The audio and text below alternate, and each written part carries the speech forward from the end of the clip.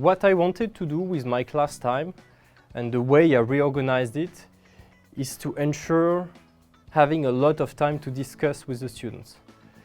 The main point for my lectures is that mathematics is not a spectator sport. So I wanted the students to be active and I wanted to be able to discuss with them as a trainer who coaches some people who are practicing sport. So what I wanted to do is really make sure that they would have a lot of questions and they would have a lot of reasons for soliciting my help. I wanted students to do a lot of exercises during the sessions and also to ask a lot of questions. So I designed 2 activities to this end. The first activity was to have them ask questions at the beginning of the session about the material they read for the coming lecture.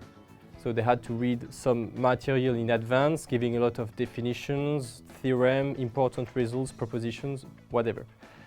And a material which sometimes was written in a very dry way. So they had to read everything, think about how things can be organized, and then maybe ask questions about some precise part of the material or about the general organization. So that was the first activity to really start up some discussion between me and them. The second activity to have students ask questions and really do exercises was to give them a list of exercises.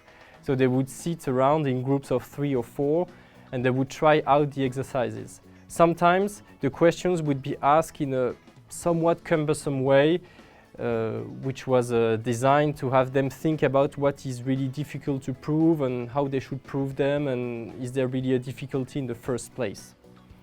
And then I would circulate in between them and just be ready for any questions they would have related to the exercise or some other question on material they would have seen in the previous lecture.